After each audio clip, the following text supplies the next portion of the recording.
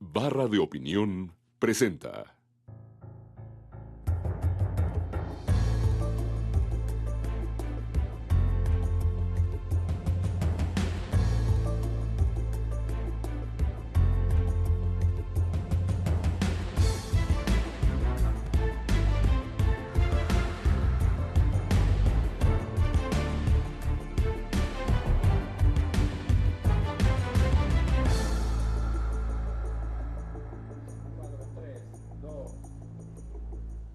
Buenas noches, bienvenidos a Entre Tres.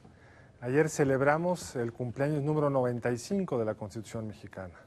Se dice rápido, pero es realmente una estabilidad en términos de una sola régimen constitucional rigiendo este país por 95 años. Ha pasado muchas cosas, la Constitución sigue siendo la misma, ciertamente con muchos cambios, pero quizá contraste esta estabilidad de la Constitución mexicana con un país que sigue teniendo una cultura de la legalidad, por decirlo menos, muy laxa. Somos muy formalistas.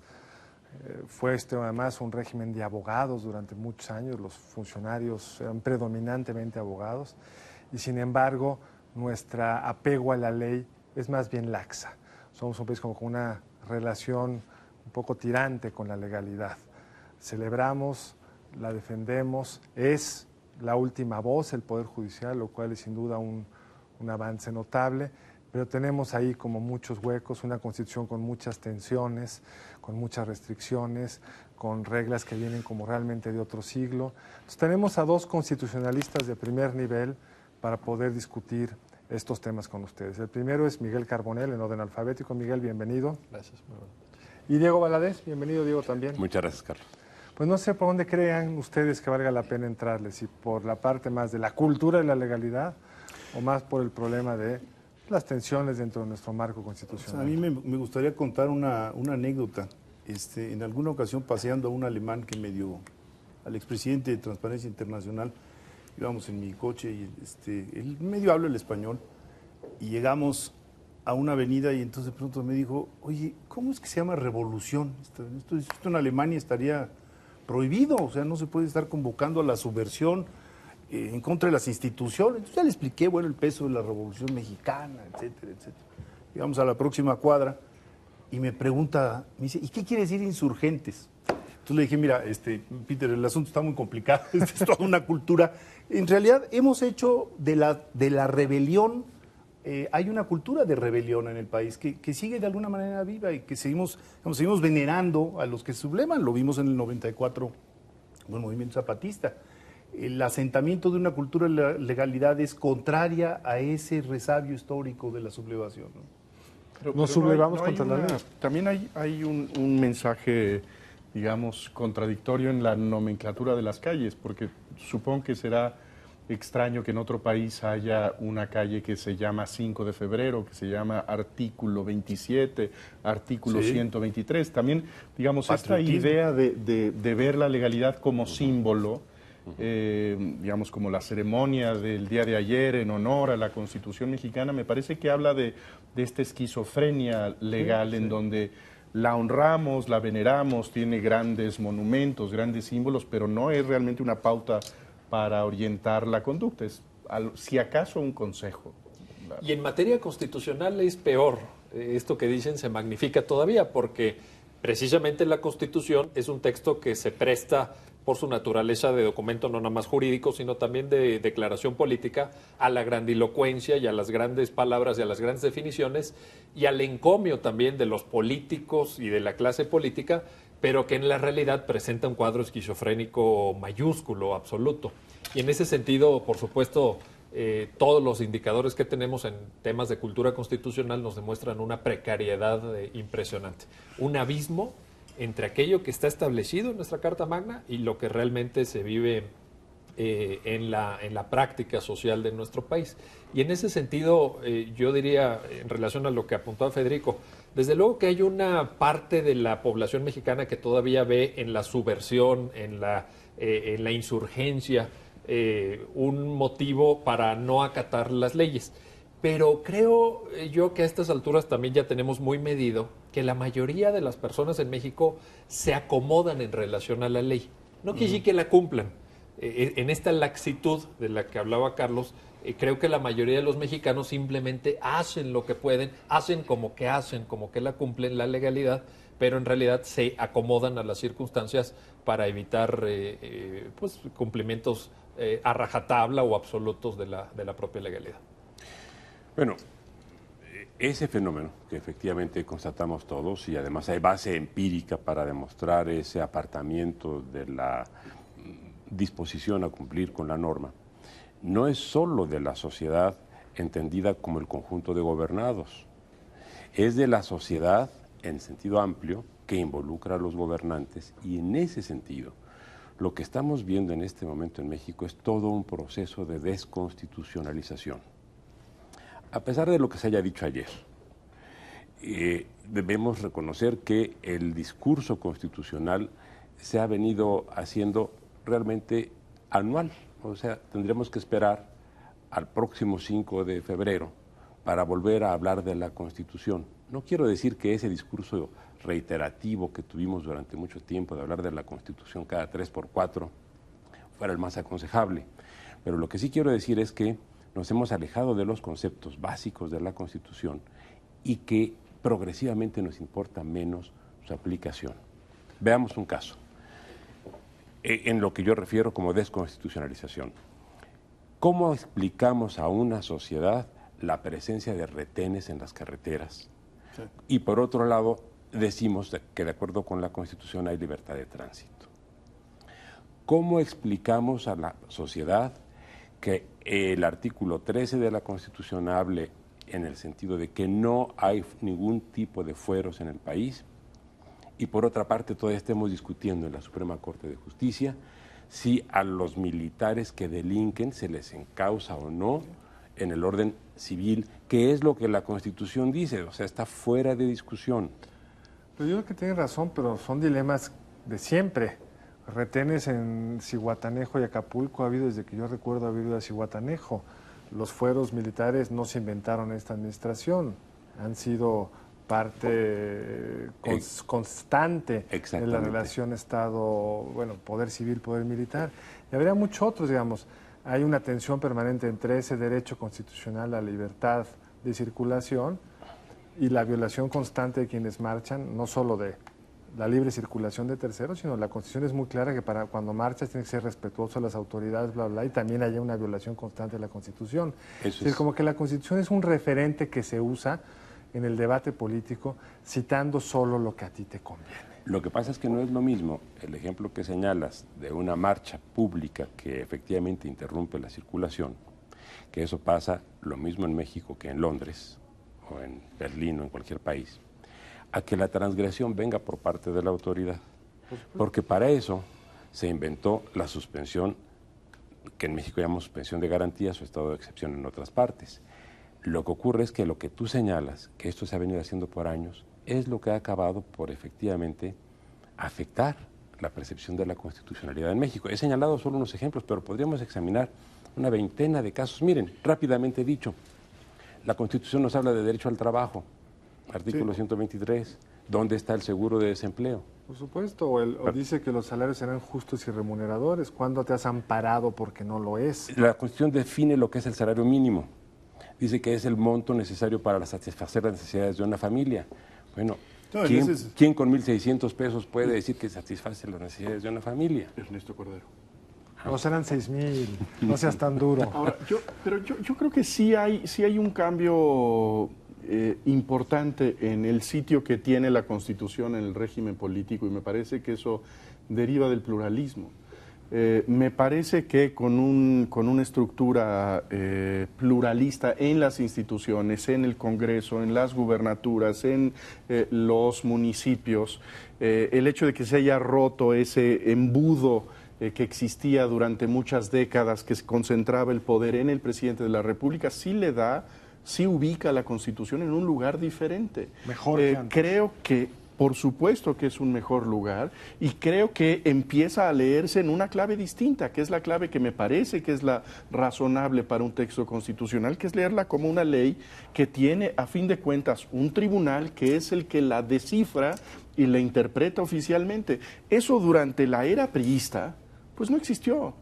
la Constitución tenía solamente esa dimensión simbólica y no era puesta a prueba por los jueces. Yo creo que esto es una novedad importante. Me parece que tendríamos quizá una década de este experimento, digamos, en donde la Constitución es parte del litigio político de las distintas fuerzas del país y donde hay un árbitro en donde nos puede a nosotros decir si es constitucional el aborto o no. Bueno, esa es una novedad que yo creo que hay que darle la bienvenida porque sí está en una posición que me parece congruente con el sistema democrático. Sí, yo me sumo a la moción de Jesús porque la verdad es que en los últimos años hemos tenido discusiones que sí involucran a los ciudadanos comunes, discusiones en la Suprema Corte. Los ciudadanos sienten una Suprema Corte hoy más viva, quizá porque están llegando estos casos al máximo tribunal de nuestro país, y nos da la impresión de que existe, digamos, una disputa por la interpretación constitucional que antes estaba como adormecida. El hecho de que la Suprema Corte sea ya un referente en el país es muy útil, habla de un cambio de cultura jurídica, ¿no? Por poco que sea, ¿no? Quizá lo que tenemos es una constitución de varias velocidades, porque yo en efecto, me sumo y hemos constatado desde muchos ámbitos esta nueva presencia de un Poder Judicial. Mencionaron a la Suprema Corte, pero también el Tribunal Electoral. Era impensable hace 30 o 40 años una litigiosidad electoral como la que hemos visto, unos jueces dictaminando la validez de una elección presidencial y diciendo si estuvo o no apegada a derecho, con la posibilidad incluso de anularla, y habiendo anulado elecciones para gobernador o para presidentes municipales, etcétera. Y en ese sentido el Poder Judicial ha emergido como el gran árbitro, ha concentrado controversias constitucionales, acciones de inconstitucionalidad en materia de libertades fundamentales como aborto, libertad de expresión, etcétera. Pero por otra parte sí vemos, por ejemplo, en términos de relación ejecutivo-legislativo, se nos ha ido envejeciendo a una velocidad tremenda la Constitución. El régimen político no ha sido actualizado. Las reglas para llegar sí, pero no para ejercer el poder, cosa de lo que hemos hablado mucho. Pero ese es otro tema, y es decir, no es que no se cumplan las reglas, sino las reglas que tenemos no son las adecuadas para un régimen pluralista como el que ahora enfrentamos. No son adecuadas y derivadas precisamente de que no se han actualizado, con lo cual te hace un poco inservible la Constitución. Pensemos, por ejemplo, en el arreglo que hoy tenemos para definir el federalismo. Nuestro federalismo es de ficción, y es de ficción para todos lados. Por una parte, hay una gran concentración de poder. Por otra parte, tienes una anomalía constitucional, por donde lo quieran ver, que es el Distrito Federal, que es una cosa entre una entidad federativa y un espacio geográfico todavía tutelado por órganos federales. Por otra parte, tienes a gobernadores absolutamente sueltos en temas de rendición de cuentas, por ejemplo. Tienes un arreglo fiscal que no deja satisfecho a nadie en el cobro y en el reparto. A los gobernadores siempre los deja satisfechos. Bueno, eso sí. Mejor dicho, que no deja satisfechos a los ciudadanos. Entonces ahí yo creo que lo que podemos ver a fin de cuentas es una constitución de 2 o 3 velocidades. Sí. En algunos temas sí hemos ido avanzando, Poder Judicial, pero en temas de representación, en temas de arreglo de relaciones interinstitucionales, me parece que claramente estamos atrás. Y en materia de derechos humanos hemos modernizado el discurso, pero hemos retrocedido décadas en la práctica. Y también eso lo podemos medir empíricamente. Sí, efectivamente tenemos que ver por segmentos cómo estamos. Por ejemplo, lo que decía Chucho con relación a la justicia constitucional es un hecho. Con una puntualización solo, estas reformas no fueron hechas durante la administración panista. O sea, ni el Tribunal Constitucional ni el Tribunal Electoral. Pero por lo demás, efectivamente, se están dando estos fenómenos, lo que tú señalabas, Miguel, en el caso de los estados, de un resurgimiento del caciquismo, clarísimo. De manera que hay pros y contras. Hemos tenido algunos avances indiscutibles y hemos tenido muchos retrocesos que creo que también son muy evidentes. Pero digamos, hay una parte que tiene que ver con el marco constitucional y hay otra parte que tiene que ver con, digamos, la distribución de poder que hay en los distintos espacios territoriales que genera con esa misma regla resultados muy distintos. Es decir, no es lo mismo la rendición de cuentas con todos los problemas que tiene el gobernador en Nuevo León que en Oaxaca de Ulises Ruiz. Es decir, las constituciones requieren actores sociales detrás. Los poderes no están huecos, no se pueden simplemente definir en los libros. Si, por ejemplo, está muy evolucionado, quizás hasta un extremo, todo el régimen constitucional en materia fiscal, donde lo que dice la Constitución se litiga con una interpretación muy particular respecto a los impuestos serán de la forma proporcional y equitativa que marquen las leyes. Es igual de vago y absurdo que el salario será justo y remunerador, pero como hay actores sociales con poder, con capacidad, lo fueron litigando y hay una jurisprudencia y la relación entre el ciudadano y el Estado, aquellos ciudadanos que tienen capacidades para litigar, está normada por una serie de especificidades jurídicas. Entonces es lo que hace muy complicada la aplicación del derecho, que no se resuelve en el gabinete, se resuelve también en la acción, en la distribución de las fuerzas sociales. Norberto Bobbio alguna vez escribió, a propósito de un debate italiano, la Constitución no puede sola. Y yo creo que es lo que estás diciendo. Sí, tampoco exageremos en nuestra fe constitucional, por más que, por supuesto, Diego Valadez y yo nos dedicamos de tiempo completo a estudiar la Constitución y la veneramos y entendemos la lógica de la relojería constitucional, pero no nos... Porque eso de venerarla también es un Vaya, poco no venerarla en sentido problema, metafísico religioso, sino que nos parece importante que un Estado tenga una Constitución, buena o mala, pero eso nos parece mejor a una ausencia de régimen constitucional. En ese sentido, venerarla no en el sentido de la antigua doctrina constitucional que con tanta frecuencia y con tanto tino has criticado. Y yo me sumo a esas críticas. Pero lo que te quiero decir es esto. Por supuesto que una constitución necesita actores. Y no solamente actores institucionales, no solamente un régimen de partidos políticos comprometidos con los valores de la Constitución, un régimen de poderes públicos comprometidos con una lectura normativa de la Constitución, que es lo que decía Jesús. Necesita también una sociedad atrás. Necesita una sociedad que en primer término conozca su Constitución, que cuando haya un debate público acerca de retenes, pues tenga una noción básica de qué se está poniendo en juego. Que cuando toque la policía o el ejército, si es que toca, a la puerta de su casa, pues sepa que no puede entrar si no trae una orden de un juez. Y eso lo dice la Constitución. Entonces hay un primer deber ciudadano de conocimiento constitucional, de involucramiento en los debates y, por supuesto, de participación en la medida que se pueda para mejorar el régimen que tenemos. O sea, la Constitución sola no puede. Y no solamente no puede, nunca podrá. No nos confiemos en ese sentido. Bueno, tenemos que hacer un corte. Estamos platicando aquí con Miguel Carbonell y con Diego Valadez sobre la Constitución, más allá del papel, la Constitución que también debería estar en la cabeza de los ciudadanos mexicanos. Bueno, seguimos hablando aquí con Diego Valadez y Miguel Carbonell. Al final del bloque anterior hablábamos de este sitio de la Constitución en la sociedad mexicana.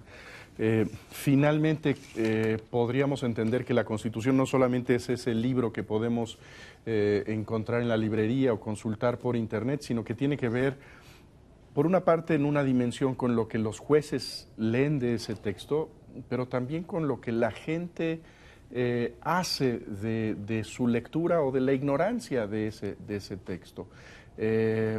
Y ahí hay un estudio interesante del Instituto de Investigaciones Jurídicas que valdría la pena comentar, Miguel, ¿no? Sí, cómo no. En mayo del año 2010 se levantó la segunda encuesta de cultura constitucional. La primera fue del año 2003, cuando Diego Valadez era el director de nuestro instituto, y arrojó unos datos... Eso se puede consultar en la página Está en la página de Jurídicas, ¿no? a todo el texto completo de la encuesta, detalle con detalle. La metodología está explicada, es una metodología científicamente validada, en fin.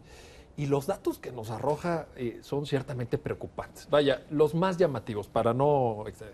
Pero, por ejemplo, nos demuestra la encuesta del año 2010 una actitud muy renuente, por decirlo de manera suave, de los mexicanos respecto a los derechos humanos. Pongo dos datos que están en la propia encuesta. El 30% de los mexicanos, 31% de hecho, estaría de acuerdo en que se torture a una persona que está detenida cuando se sospeche que forma parte del crimen organizado. Entonces dice, pues que la policía llegue y le apriete para que confiese o para el fin que piensen, etc.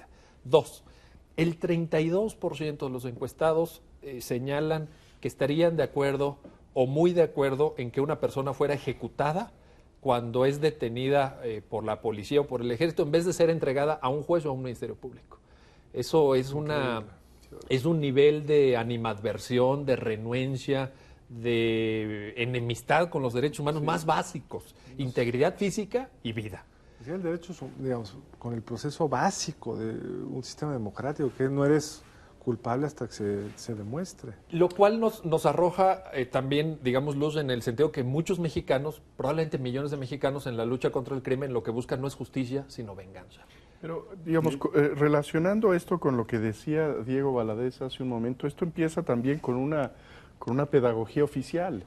El gobierno de la República ha tenido como estrategia publicitaria el hablar de sus capturas y llamarlos a ellos no presuntos delincuentes, sino los delincuentes con sus alias para generar incluso musicalmente esta animadversión a estas personas que no tienen desde esa plataforma las condiciones para un juicio imparcial, porque hay una estrategia de publicidad gubernamental en donde se les señala como no sospechosos, sino los culpables. Ahí creo que el problema de la cultura de los derechos humanos tiene una complicidad desde las órbitas más altas del gobierno federal, ¿no? Y ahí lo peor, Jesús, es que no lo ha parado el propio Poder Judicial Federal, porque en otros países a una persona que se le hagan este tipo de imputaciones se pensaría que no se está respetando el debido proceso legal. Es decir, tú en primera sacas a una persona que ha sido apenas detenida, no investigada, no juzgada, que no ha tenido derecho a ofrecer pruebas, que no ha tenido derecho a apelar o a interponer un amparo, lo sacas en la tele para que lo vean hoy millones de mexicanos en la noche diciendo este señor es un secuestrador, o es un sicario, o es un asesino, etcétera. Pues ahí hay una violación clamorosa a la presunción de inocencia y al debido proceso legal. ¿A quién corresponde parar eso? A los jueces. Los jueces deberían de poner una cortapisa a este tipo de ficciones, a este tipo de presentaciones mediáticas y no aceptar un detenido en esas condiciones. Ahora, condiciones. hay como una tensión entre la tradición de los Estados Unidos y la europea, ¿no? Lo vimos con el caso de Strauss-Kahn. En Estados Unidos es normal que lo presenten, que después habrá un debido proceso en el caso ignominioso que le llaman, totalmente. ¿No? Y después lo acabaron soltando porque no había pruebas. Versus la lógica de protección completa del personaje en cuestión hasta que no esté sentenciado. Me parece menos grave eso que el uso del Ejecutivo en su propaganda. Es decir, si los medios lo presentan, en fin, es una estrategia discutible, pero que el Ejecutivo Federal, como parte de su estrategia de publicidad de lo que está haciendo, caiga en lo mismo, a mí me parece que estamos en un nivel muy preocupante. Bueno, además de eso, además de lo que se refiere a los detenidos, hay que tener en cuenta que los millares de muertos, todos han sido ya sentenciados como narcotraficantes. Son narcoejecuciones y las víctimas, pues de alguna manera se lo merecían. Me refiero a lo que se dice o se implica en el discurso. Ahora, con relación a los datos duros que da Miguel con relación a la encuesta del Instituto de Investigaciones Jurídicas, hay otro dato que tiene que ver también con esto que hablamos de la cultura constitucional y de la cultura jurídica en general. Cuando se pregunta si se considera que la Constitución es adecuada para la vida actual del país, en 2003 la respuesta favorable fue 43%. La respuesta desfavorable, o sea, que no es funcional. En la encuesta del año pasado, 57%. O sea, en 7 años aumentó 13 puntos la convicción de que la Constitución es disfuncional. Ahora, ese juicio tiene el problema que tienen todos los estudios de opinión, que implica, digamos, una posición básicamente binaria, sí o no. Y yo creo que una evaluación tiene que ser una evaluación mucho más refinada sobre aquellos elementos de una Constitución que pueden tener sintonía con el tiempo y otros que están desfasados. Sí, claro. Que yo creo que es lo que tendríamos que hacer en vista de que el próximo sexenio se celebrará el centenario de la Constitución de 1917, la Constitución más longeva del continente después de la de los Estados Unidos. La más longeva. Y habría que ver también la forma como hemos redactado la Constitución. Sí.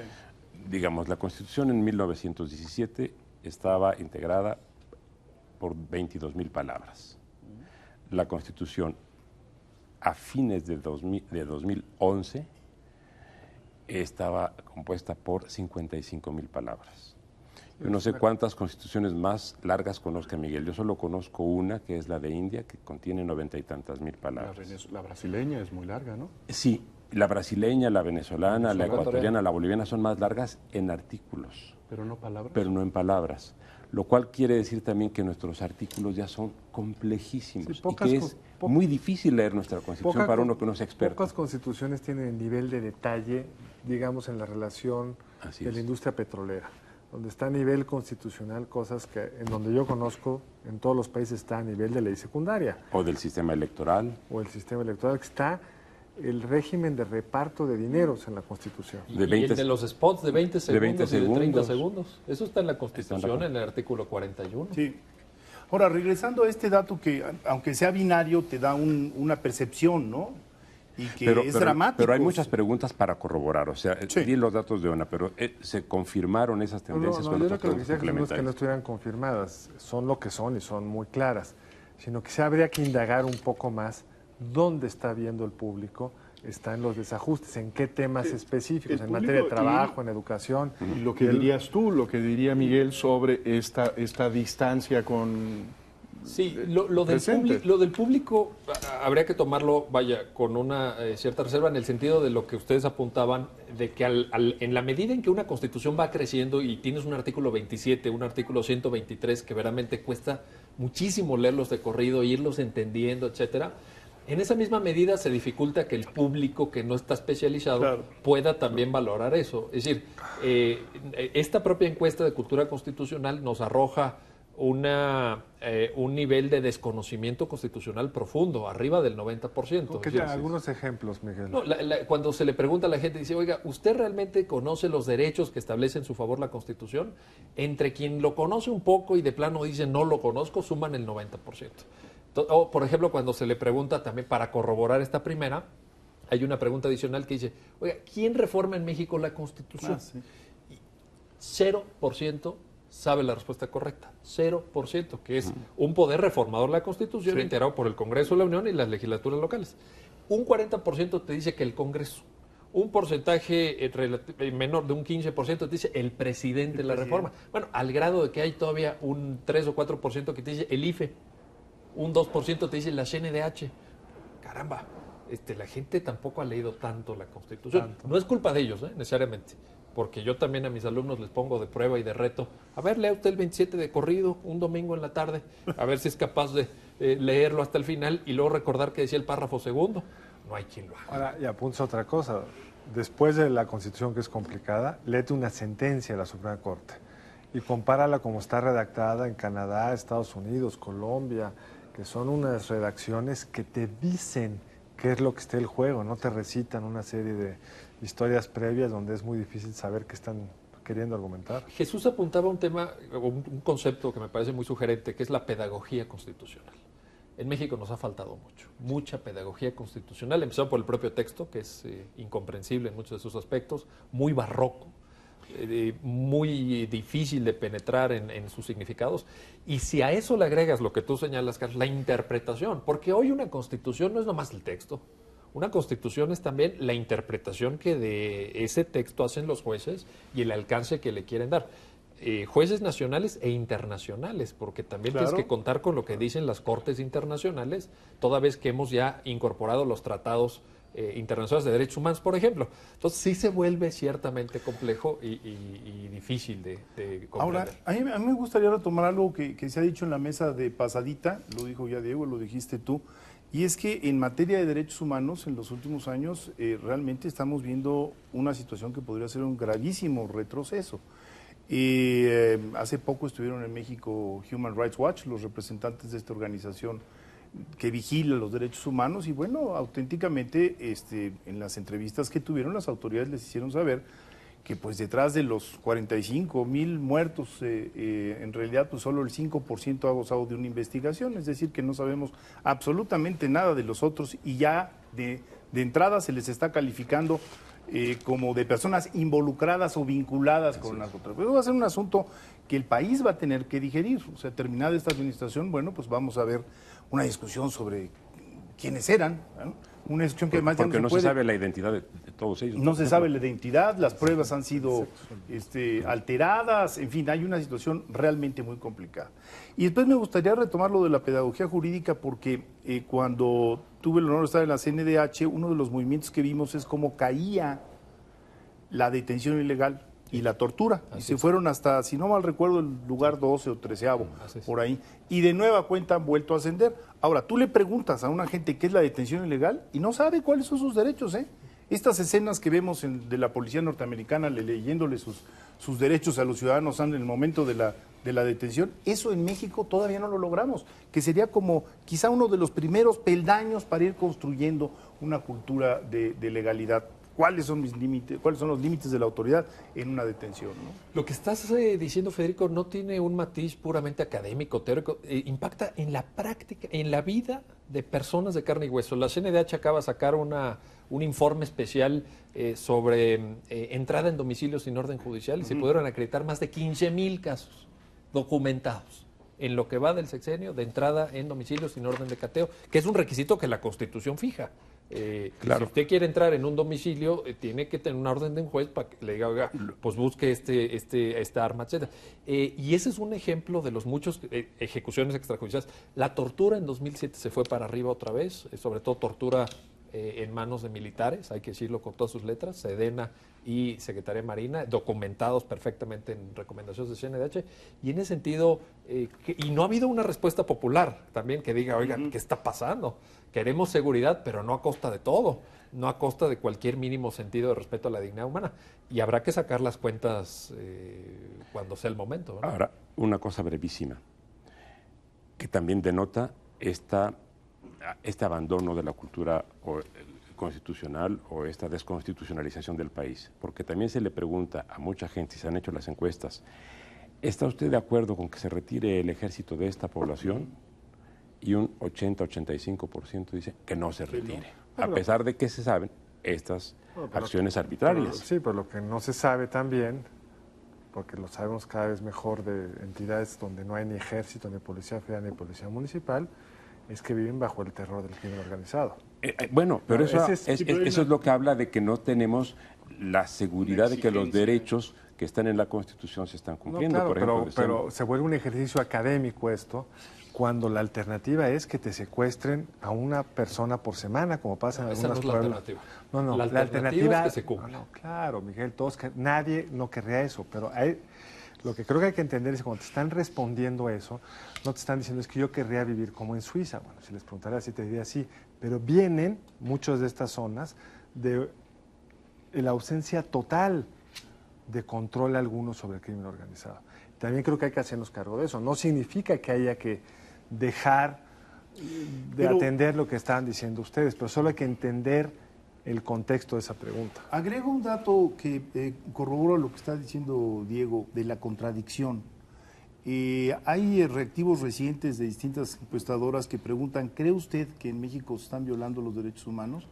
Y la percepción ha ido en ascenso, está ahorita casi en el 50%, ronda el 50%. Entonces, por un lado dicen, sí se están violando los derechos humanos, por el otro lado dicen, no, que no se retire el ejército, por el otro lado aceptan que haya tortura y por el otro lado aceptan que haya ejecuciones. Es decir, eso también te habla de una cultura de legalidad muy contrahecha todavía, ¿no? Y de una realidad violentísima. Estamos en un momento más de regreso, se nos fue este segundo segmento. En un momento más regresamos para el último segmento con Miguel Carbonell y Diego Valadez. Bueno, a mí me gustaría poner en este último segmento un asunto que ha estado en el aire ya algunos años.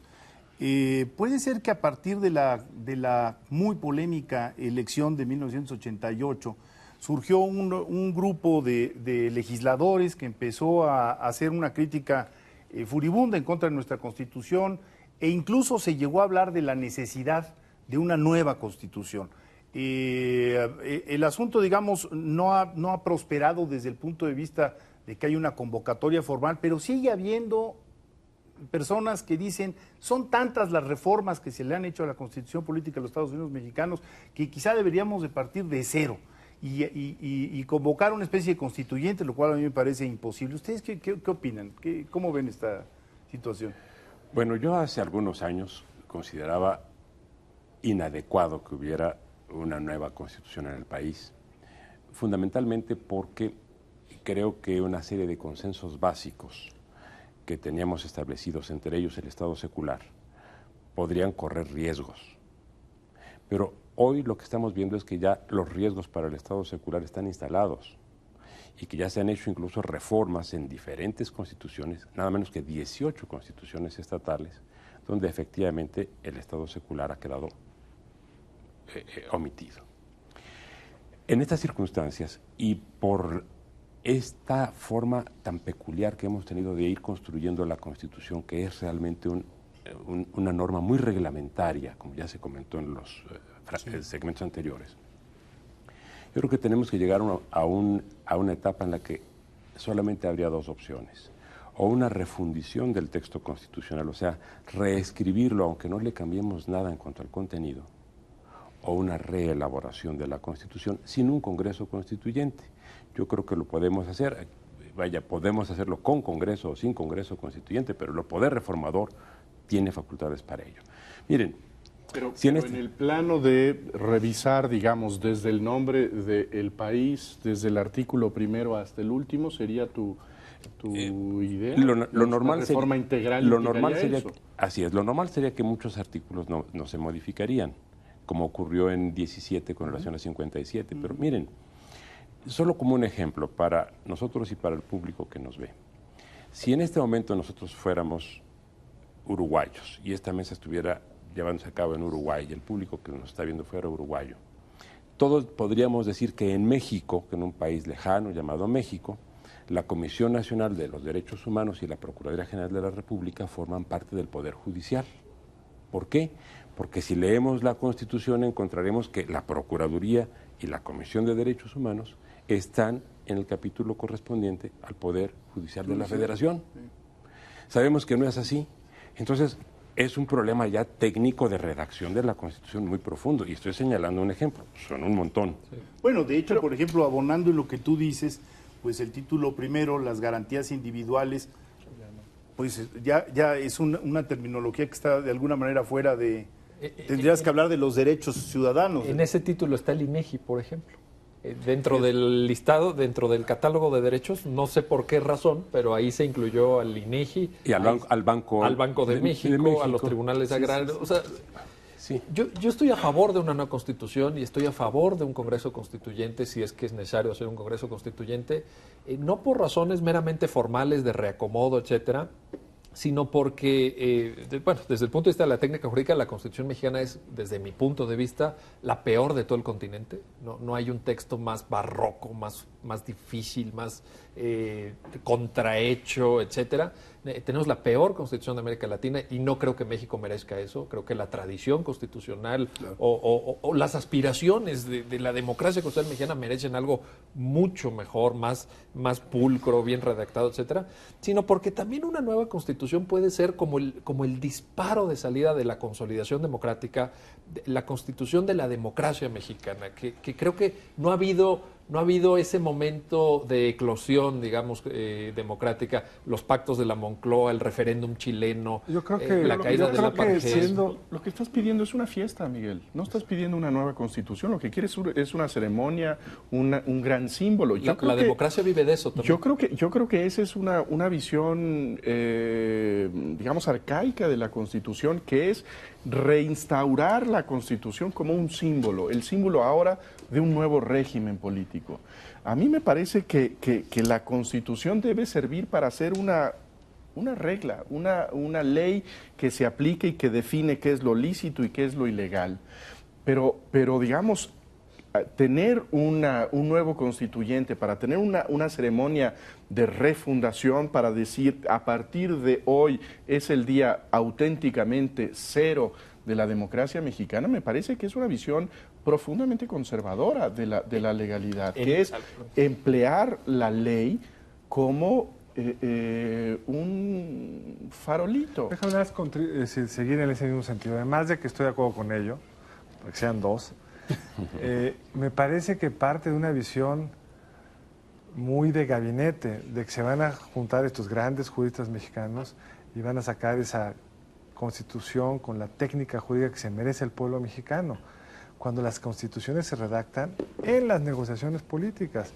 Y tenemos la constitución que tenemos como resultado de esas negociaciones. Si tú ves la brasileña, la colombiana, cuando se redactan, más recientemente que también genera una inflación brutal, porque no existen los consensos para quedarse con lo que idealmente, a lo mejor, si acaso, Carbonell y Valadez se pueden poner de acuerdo de que sería la constitución ideal para México. ¿Sí? Son proyectos políticos que reflejan las divergencias y dificultades políticas de armarlo. Así vimos en la reforma del 57, que se vuelve la del 17, lo que manda Carranza no tiene nada que ver con lo que salga, con lo que salió.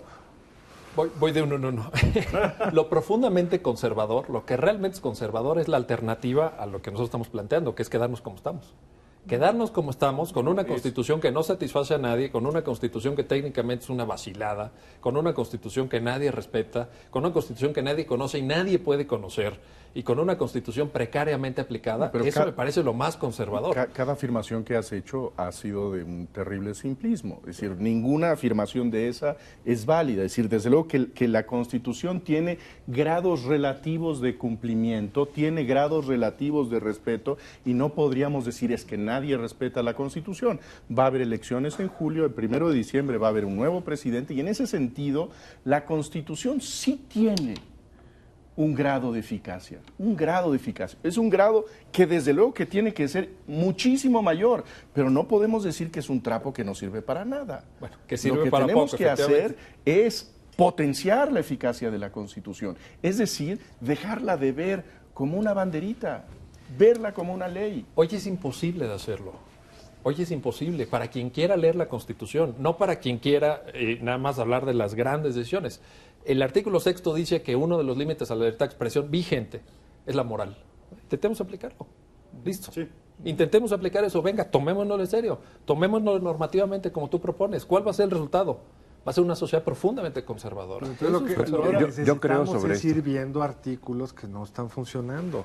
Sí, yo simpatizo más con la Llevamos idea décadas tuya. haciendo Bueno, eso. es que lo otro es políticamente una fantasía. ¿Te imaginas los consensos para que salga algo mejor? Pues si Colombia pudo, Brasil pudo, Venían Perú de regímenes pudo. dictatoriales, lo hicieron en el momento justo al arranque. A mí se nos hizo, ya ese tren se nos pasó antes en el 2000. Ellos pudieron y nosotros. Yo creo que tendríamos que distinguir en este momento dos etapas. En esta en la que nos encontramos, discutiendo hoy, acabando de celebrar el 95º aniversario de la Constitución, podemos decir que todavía la Constitución es reformable si lo que queremos es introducir en ella los consensos que nos faltan para hacer más gobernable nuestra democracia. No quiero decir que nuestra democracia no sea gobernable hoy, pero hacerla más gobernable. Y lo que nos falta es el régimen de gobierno. O sea, dicho así muy esquemáticamente, tenemos que entrar a discutir el régimen de gobierno. Y muchos cambios en cuanto a gobierno caben en la Constitución actual, sea que queramos tener un sistema más parlamentarizado o menos parlamentarizado, que es de alguna manera una tendencia que ya se da en todos los sistemas constitucionales contemporáneos. Ahora, que no se hace nada y que nos invitan ustedes a Miguel y a mí el 5 de febrero de 2017, dentro de 5 años, menos un día, y que no se ha hecho ningún cambio y que este deterioro que ya advertimos ahora que se ha dado y que podemos cuantificar en los últimos 7 años, que sigue otros 5 años más, entonces una nueva Constitución creo que es no necesariamente deseable, pero sí casi inevitable. Porque se va a discutir, la sociedad va a estar discutiendo qué clase de Constitución tenemos. Y yo creo que no debemos llegar a eso, debemos adelantarnos para no caer en una situación de polarización del país que no nos permita construir estos consensos a los que se refiere Carlos. Ahora, les hago una pregunta. Ha habido también la propuesta intermedia, vamos, de crear una especie de comisión dentro del legislativo que abra una limpieza o que haga una limpieza hermenéutica y quite estas contradicciones, algunas de ellas muy evidentes, como las que acabamos de mencionar. Y eso políticamente hablando creo que sería, digamos, habría mucho mayor probabilidad de que algo así caminara. Esa es la refundición de la Constitución. Exactamente, que es la refundición de esta Sí. ¿Qué experiencias Deseo, hay en otros países que pudieran ser análogas a esto? Que digamos que pudieran ser propuestas ya en serio, como un problema técnico, lo que dice Miguel lo ha dicho en varias ocasiones, hay un problema técnico, también por un problema de cultura jurídica, nadie va a poder leer la Constitución con tantas contradicciones. ¿Qué experiencias hay al respecto? Yo conozco pocas, quizás Suiza, que es la única que hizo un ejercicio de refundición, pero con eso resolvemos una parte. Si podemos limpiar, a ver, el 27 que quede más corto, el 123 que quede más corto, el 41 que no hable de 20 y 30 segundos. Pero yo creo que hay definiciones de fondo. Por ejemplo, el régimen político, un sistema presidencial tal como nosotros lo tenemos diseñado, ¿puede o no caminar en un México de 3 partidos políticos? Sí, sí. Caramba. Pero me parece... O la articulación del federalismo. El federalismo, tal como hoy lo tenemos planteado, ¿puede caminar? Yo creo que hoy, la tal como hoy lo pregunta, tenemos, Miguel, es si eso es más fácil, discutiéndolo todo al mismo tiempo, o concentrarse en ese problema, porque tenemos ese reformador, que es el poder constituyente.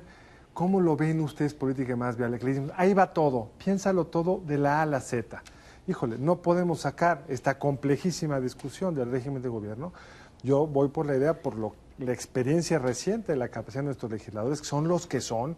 Serían mejor si fueran suizos, quizá no lo sé, pero son los que son. Entonces, con esos, mejor vayámosle proponiendo tarea por tarea, ¿no? Pues depende de la prisa, porque... No, pero empecemos mañana. Pero llevamos 30 años empezando mañana. Por eso, pero si no hemos podido hacer uno, me parece raro poder sacarlos todos de golpe. Eso es lo que me parece desde el punto de vista de los equilibrios y de las negociaciones políticas. Es muy complicado. En Argentina resolvieron esto muy bien. Tenían una constitución de 1851 sin modificar. Sí.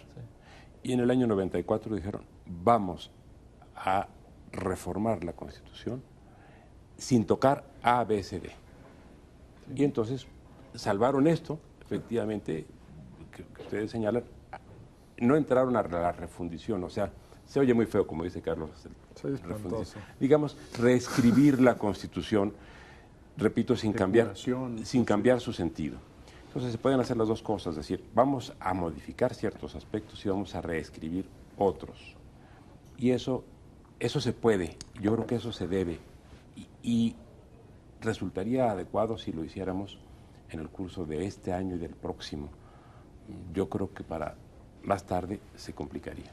Bueno, el Instituto de Investigaciones Jurídicas ha hecho muchas propuestas interesantes. A lo mejor debería de embarcarse en un debate sobre cómo sería una nueva Constitución. Vamos a tomar en cuenta tu opinión y vamos a aplicarla. Sí, y ya se ha hecho en parte. El primero que yo recuerde que lo hizo con un carácter integral fue Jaime Cárdenas en 1996, en un libro que se llamó Una Constitución para la Democracia. Yo mismo en el 2002 puse ya vislumbré pues un proyecto de reforma integral, etcétera. En términos de propuestas tampoco, es decir, entiendo que la clase política sea de una precariedad intelectual y que el nivel de debate sea bajísimo, pero desde las ideas están, claro, las propuestas están, los debates se han dado, no tenemos que empezar de cero. Ahí está, digamos, mi distancia y mi incomodidad. Es decir, en términos racionales, podríamos nosotros encontrar un texto constitucional limpísimo, lo podríamos escribir en endecasílabos, como se quiera. Pero la Constitución no es eso solamente, no es una estructura, una mecánica que pueda ser estrictamente cartesiana en términos de su lógica jurídica y su coherencia interior. Tiene un componente orgánico en donde hay visiones distintas, en donde hay algo incluso saludable, diría yo, en su contradicción. Porque eso quiere decir que distintos proyectos se pueden encontrar, pueden hallar su coincidencia en distintos instantes de la factura de la Constitución. Yo creo que esa vejez, esa mezcla de distintos tiempos que se incluyen en el texto constitucional, tiene alguna parte que es saludable y positiva, que podría ser eliminada cuando nosotros tenemos una criatura de laboratorio de química. No, lo que decía Lassalle, en el sentido de que las constituciones representan a las fuerzas políticas que están atrás, pero todo tiene un límite, ¿no? O sea, porque las contradicciones también, tiene que haber una lógica mínima. Hace poco pues desató una muy entendible discusión la potencial reforma del artículo 24 constitucional y la inserción de la expresión libertad religiosa, ¿no? Entonces ahí hay una serie de cuestiones que tienen que ver con técnicas, ¿no? Pues sí, pero un tema te desata esas complejas discusiones. ¿Vale la pena echarse a cuestas todos de golpe? O mejor, De acuerdo a la composición de fuerzas políticas del instante en que se redacta la Constitución. Si en algún sentido tiene alguna ventaja la vejez de la Constitución de 17, es que no podríamos decir en este momento que esa es una Constitución de el vencedor en contra de los derrotados. Eso lo tenemos, esa es una ventaja. Queremos tener, si el año que entra gana el PRI y tiene mayoría, que sea la Constitución del PRI, yo no. Y quieres también, como nos pasó con el electoral, otra vez empezar a ver qué significa la Constitución. Porque cuando cambias las reglas, como decían hace un momento, luego tienes que ir al Poder Judicial y reinterpretar cada una de ellas. El problema es que hoy no satisface a nadie. La Comisión de Puntos Constitucionales de la Cámara de Diputados tiene presentadas y por dictaminar 1.200 iniciativas de reforma constitucional. Y que ni los actores políticos están satisfechos, ni creo que en términos ciudadanos No estemos estamos de satisfechos. acuerdo todos. La pregunta es ¿qué hacemos? Si la respuesta es nos vamos a quedar igual, yo esa es la respuesta con la que no voy. Yo tampoco. Vamos a imaginar escenarios que nos permitan solucionar el problema. No un escenario conservador, que es decir, como estamos bien, o hay que seguir acumulando vejez hasta que cumplamos 150 años. Ahí sí yo no voy, porque no nos va a resolver los problemas que hoy tenemos, que no son de gabinete. Los problemas que hoy tenemos son de la vida real. Bueno, tenemos un problema ahora cronológico, cronométrico más bien, que ya se nos terminó el tiempo. Muchísimas gracias, Miguel Carbonell, Diego Valadez. Muchas gracias. Nos veremos nosotros por acá el próximo lunes, entrando en martes.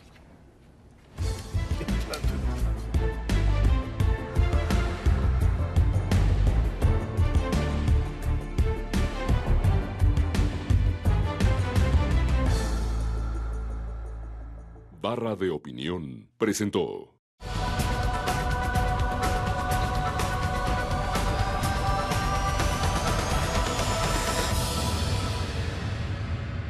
La cuesta de enero ha traído aparejado el aumento de precio de muchos productos y servicios, entre ellos la tortilla. La Secretaría de Economía dice que su precio promedio a nivel nacional es de 11 pesos 84 centavos por kilogramo. Pues sí, tal vez ese es el promedio, pero hay lugares de la República, principalmente en el norte, donde el kilo cuesta 16 pesos. Malas cosechas, precios altos en el mercado internacional, fallidos programas de las autoridades, todo ha contribuido a encarecer el principal alimento de las familias. Vale recordar que hace 10 años costaba 2 pesos 50 centavos. El aumento ha sido de 500%.